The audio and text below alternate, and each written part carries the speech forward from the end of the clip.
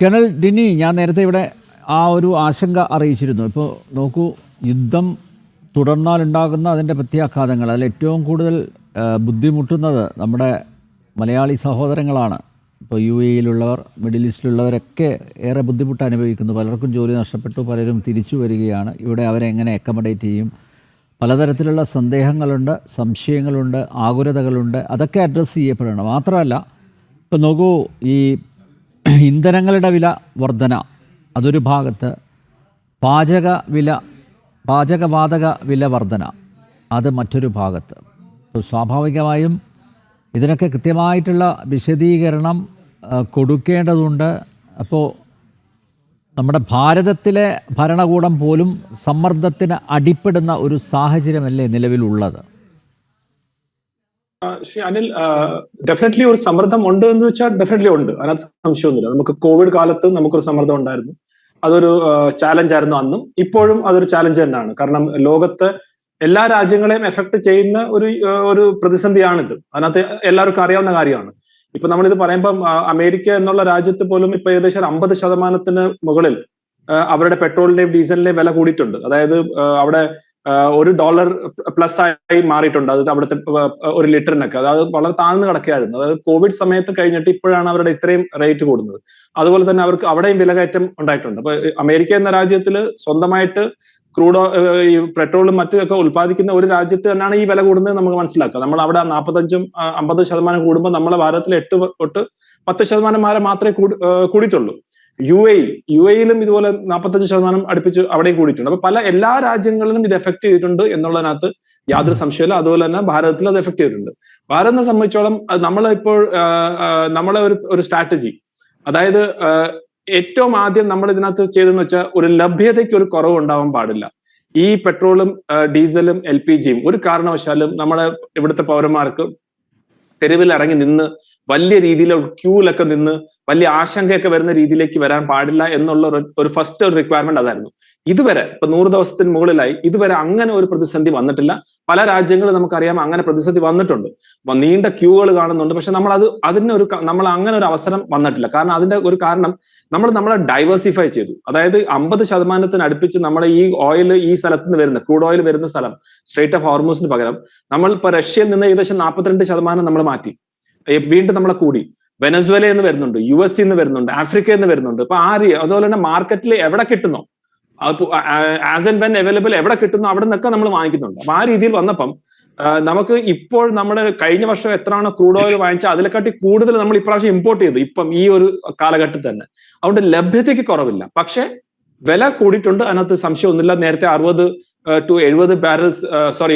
Per ബാരലിൽ കിടന്നത് അത് 100-120 വരെ പോയിട്ടുണ്ട്. ഇപ്പൊ ഏകദേശം $97 പെർ ബാരലിൽ കിടക്കുകയാണ്. അപ്പൊ ആ രീതിയിൽ വരുമ്പം വില കൂടിയിട്ടുണ്ട്. പക്ഷെ ആ വില കൂടുന്നതനുസരിച്ച് തന്നെ ഭാരത സർക്കാർ എന്ത് ചെയ്തു? ഇമ്പോർട്ട് സെസ് അല്ലെങ്കിൽ ഇമ്പോർട്ട് ഡ്യൂട്ടിക്ക് 10 രൂപ വെച്ചിട്ട് ഡീസലിനും പെട്രോളിനും കുറച്ചു.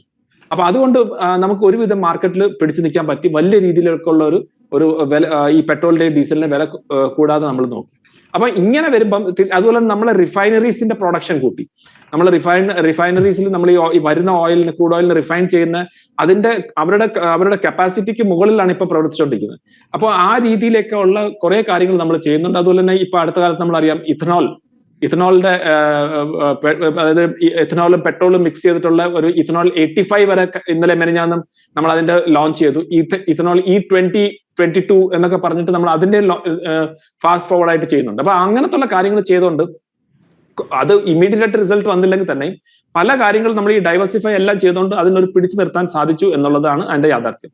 ഇനി ഒരു കാര്യം നേരത്തെ ശ്രീ ഡോക്ടർ ആരിഫ് പറഞ്ഞതിനകത്ത് ഒരു ക്ലാരിഫിക്കേഷൻ എന്റെ ഭാഗത്തു നിന്നും, അതായത് അദ്ദേഹം പറഞ്ഞ പല കാര്യങ്ങളിലും ഞാൻ യോജിക്കുന്നുണ്ട്. പക്ഷെ ചില കാര്യത്തിൽ ആസ് എ മിലിറ്ററി മാൻ അല്ലെങ്കിൽ ഭാരതത്തിന്റെ നമ്മളൊരു റെപ്രസെന്റേറ്റീവ് എന്നുള്ള നിലയിൽ തന്നെ നമുക്ക് അത് കുറച്ചൊന്ന് വ്യത്യസ്തമായി കാണേണ്ടിയിരിക്കും. അതൊന്ന് തീർച്ചയായിട്ടും ഈ ഒരു ക്രൈസിസിന്റെ അതിന്റെ റൂട്ട് കോസ് ഒക്ടോബർ 7-ാം തീയതി 2023 ഹമാസ് നടത്തിയ ഭീകരവാദ അറ്റാക്ക് തന്നെയാണ്. അതിനകത്ത് യാതൊരു സംശയമല്ല. എനിക്ക് ശ്രീ അനിലൊക്കെ ആദ്യം നമ്മൾ ഇതിനെ ഒരു ഭീകരവാദം അറ്റാക്ക് ആണ് എന്ന് പറഞ്ഞ ഒരു വ്യക്തി കൂടിയാണ് ഞാൻ. അതായത് ഇത് ക്ലാസിക്കൽ ആയിട്ട് ഒരു ഭീകരവാദ അറ്റാക്ക് ആയിരുന്നു എന്നുള്ളതിനകത്ത് യാതൊരു സംശയമില്ലായിരുന്നു. ആ രീതിയിലായിരുന്നു ഹമാസ് അന്ന് ഈ ഒക്ടോബർ 7-ാം തീയതി നടത്തിയത്. അത് കഴിഞ്ഞിട്ട് ഇസ്രയേലിന് അങ്ങനെ തിരിച്ചടിക്കാനുള്ള എല്ലാ അധികാരവും അവർക്കുണ്ടായിരുന്നു. അതിനകത്ത് യാതൊരു സംശയമില്ല. നമ്മളിപ്പം ഓപ്പറേഷൻ സിന്ദൂറിൽ ചെയ്ത പോലെ അവർക്കും അതിന് അധികാരമുണ്ട്. അതിനകത്ത് നമുക്ക് യാതൊരു തർക്കമില്ല. ഗാസയിൽ അതായത് എയർ സ്ട്രൈക്സ് വരെ നടത്തിക്കൊണ്ടിരുന്ന സമയത്ത് വരെ ഞാനും ഒക്കെ അതിനെ പറഞ്ഞിരുന്നു കറക്റ്റ് ആണ് അത് രീതി. പക്ഷെ അവർ ഗാസയിലേക്ക് അവിടെ ആർമി ഫുഡ് സോൾജേഴ്സിനെ വിട്ട സമയത്ത് ഞാനത് പറഞ്ഞിരുന്നു, ഒരു കാരണവശാലും ഇതിനകത്ത് അവർക്കൊരു വിക്ടറി കിട്ടത്തില്ല. കാരണം ഇത് ഒരു മിലിറ്ററി മൈറ്റ് കൊണ്ട് ചെയ്യാൻ പറ്റുന്ന കാര്യമല്ല. അവർക്ക് ഇപ്പൊ 10 പേരെ അവരില്ലാതാക്കി കഴിഞ്ഞാൽ എവിടെന്നെങ്കിലുമൊക്കെ 3-4 പേര് പിന്നെയും വരും. കാരണം ഇതൊരു ആശയമാണ്, ഒരു ഐഡിയ ആണ്. അപ്പൊ ഇതിന്റെ ഒരു ആശയത്തിൽ അത് ഒരു തോക്ക് പിടിച്ചു കഴിഞ്ഞാൽ അതിനകത്ത് ഒരു ട്രെയിനിങ്ങിന്റെ ആവശ്യമൊന്നുമില്ല, അവർ വന്നോണ്ടേയിരിക്കും. അവിടെ എനിക്ക് തോന്നുന്നു ഒരു പരിധി വരെ ഇസ്രായേലിന് അവരുടെ എൻഡ് ഒബ്ജക്റ്റീവ് ലഭിച്ചോ ഇല്ലേ എന്നുള്ളത്. കാരണം ഇപ്പൊ അവർ ഗാസയിലെ കംപ്ലീറ്റ് ആയിട്ട് ഏകദേശം അടിച്ച് നിരപ്പിച്ച് ആയിട്ടുണ്ട് അതിനകത്ത്. പക്ഷെ എന്നാലും ഹമാസിന്ന് കംപ്ലീറ്റ് ആയിട്ടുള്ള ഒരു ഇത് വന്നിട്ടുണ്ടോ? ഇല്ല. ഇപ്പോഴും അവിടുന്ന് ഇവിടുന്നൊക്കെ അവർക്ക് റോക്കറ്റ് ലോഞ്ചസ് ഒക്കെ വരുന്നത്. ഇതുപോലെ തന്നെ ഇത് കഴിഞ്ഞിട്ടാണ് അവർ നോർത്തിലേക്ക് പോയത്.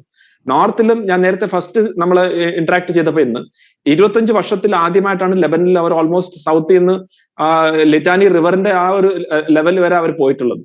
അതിന്റെ മെയിൻ കാരണം ഈ ഹിസ്ബുള്ളയിൽ നിന്നുള്ള അറ്റാക്സ് നിർത്താൻ വേണ്ടിയാണ്. പക്ഷെ അതിനും ഒരു പരിധി കഴിഞ്ഞ് പോയിക്കഴിഞ്ഞാൽ പിന്നെയും അതിനൊരു എന്താ പറയുക എൻഡ് സ്റ്റേറ്റ് കാണാതെ പോകുന്നുണ്ട്. അപ്പൊ ആ രീതിയിൽ വന്നപ്പം അവർക്കും അവിടെയും ഒരു ഫൈനൽ, അതായത് ഇപ്പോഴും ഹെസ്ബുള്ളയിൽ നിന്നുള്ള അറ്റാക്ക് അവർക്ക് പൂർണ്ണമായിട്ട് നിർത്തി. ഇപ്പൊ ഈ ഒക്ടോബർ 8 സീസ് ഫയർ നടന്ന സമയം തൊട്ട് ഇതുവരെ ഏകദേശം 3500 സ്ട്രൈക്സ് ആണ് ഇസ്രായേൽ ചെയ്തിട്ടുള്ളത് ഇതുവരെ. അപ്പൊ പക്ഷെ അതിനകത്ത് ഇസ്രായേലിന്റെ 30ഓളം സോൾജേഴ്സ് അവരുടെയും മരിച്ചിട്ടുണ്ട്. അപ്പൊ അങ്ങനെ വരുമ്പം അതിനകത്ത് കംപ്ലീറ്റ് ആയിട്ട് ഹിസ്ബുള്ളയെ ന്യൂട്രലൈസ് ചെയ്യാൻ പറ്റിയോ? ഇല്ല. ഇനി നേരെ നമുക്ക് US-ന്റെ കാര്യം നോക്കാം. US കഴിഞ്ഞ വർഷം അവര് ഒരു സ്ട്രൈക്ക് നടത്തിയിരുന്നു ഇറാന്റെ. അന്ന് ഡൊണാൾഡ് ട്രംപ് പറഞ്ഞത് ഞങ്ങൾ കംപ്ലീറ്റ് ആയിട്ട് ന്യൂക്ലിയർ വെപ്പനെ എല്ലാം ഓബിലിറ്റേറ്റ് ചെയ്തു, ഇനി ഒന്നുമില്ല എന്നുള്ള B-50 ബോംബൊക്കെ വെച്ച് ഞങ്ങൾ എല്ലാം ഇല്ലാതാക്കി എന്ന് അദ്ദേഹം പറഞ്ഞിരുന്നു. അത് കഴിഞ്ഞിട്ട് പിന്നീട് ഇപ്പം സ്ട്രൈക്ക് ചെയ്തു. ഓക്കെ, അവർ സ്ട്രൈക്ക് ചെയ്തു, ടോപ്പ് ലീഡർഷിപ്പിനെ ഇല്ലാതാക്കി. ആ ടോപ്പ് ലീഡർഷിപ്പിനെ ഇല്ലാതാക്കി നിങ്ങൾ അവിടുത്തെ ലോഞ്ചേഴ്സിനെയൊക്കെ മാക്സിമം നിങ്ങൾ ഡാമേജ് ചെയ്തു, എല്ലാം ചെയ്തു. അത് കഴിഞ്ഞിട്ട് നിങ്ങൾ അത് കണ്ടിന്യൂ ചെയ്തുകൊണ്ടേ പോയി. അപ്പൊ എന്ത് പറ്റി? ഇറാനെ സംബന്ധിച്ചോളം അവർക്ക് നേരത്തെ ഡോക്ടർ ഹാരിഫ് പറഞ്ഞ പോലെ അവർ ഡീസെൻട്രലൈസ്ഡ് ഉള്ള അതായത് മൊസാക് ഡിഫൻസ് എല്ലാ പ്രൊവിൻസിലും അവരുടെ ആളുകൾ വെച്ച് അവർ തന്നെ ഫൈറ്റ് ചെയ്യട്ടെന്നുള്ള രീതിയിലേക്ക് വന്നു. അപ്പൊ അവിടെ അവർക്കൊരു ലോ കോസ്റ്റ് അഫെയർ ആണത്. ഇറാനെ സംബന്ധിച്ചോളം ഒരു low cost affair, missiles drones അടിച്ചോണ്ടിരിക്കുക. അവരുടെ ലോഞ്ചേഴ്സ് എത്ര പോയാലും അതിന് അവർ മോഡിഫിക്കേഷൻ ചെയ്ത് അത് അടിച്ചോണ്ടിരിക്കുക. അതുകൊണ്ടല്ല നമ്മൾ ഇന്നും കാണുന്നത്. ഇന്നും ഇപ്പൊ ഇസ്രായേൽ വരെ അവർക്ക് ലോഞ്ച് ചെയ്യാൻ പറ്റി. അവർ കുവൈറ്റിനെ അറ്റാക്ക് ചെയ്തു, ബഹ്റൈനെ അറ്റാക്ക് ചെയ്യുന്നുണ്ട്, UAE അറ്റാക്ക് ചെയ്യുന്നുണ്ട്, സ്ട്രേറ്റ് ഓഫ് ഹോർമൂസിൽ അറ്റാക്ക് ചെയ്യുന്നുണ്ട്. അപ്പൊ അവർ പിടിച്ചു നിൽക്കാൻ സാധിക്കുന്നുണ്ട്. അപ്പം ഈ മിലിറ്ററി രീതിയിൽ നോക്കിക്കഴിഞ്ഞാൽ 100 ദിവസമായിട്ട് ഒരു സൈന്യം ഇല്ലാത്ത രീതിയിലേക്കുള്ള ഒരു രാജ്യമാണ് ഇപ്പം. അതായത് അവരുടെ എന്താ പറയുക കൺവെൻഷണൽ ആയിട്ടുള്ള ഫോഴ്സസ് ഒന്നുമില്ല. IRGC എന്ന് പറഞ്ഞൊരു ഫോഴ്സ് മാത്രമേ അവരേ ഉള്ളൂ. എയർഫോഴ്സ് ഇല്ല, നേവി ഇല്ല. എന്നിട്ടും US പോലുള്ള ഒരു സൂപ്പർ പവർ അവരുടെ എയർക്രാഫ്റ്റ് കാരിയറിനെ അവർക്ക് അടുപ്പിക്കാൻ പറ്റിയിട്ടില്ല. അവർ എയർക്രാഫ്റ്റ് കാരിയറിനെ എത്രയോ ദൂരെ കൊണ്ടുപോയി പാർക്ക് ചെയ്തിരിക്കുകയാണ്, അല്ലെങ്കിൽ അവിടെ നിർത്തിയിരിക്കുകയാണ് അവർ.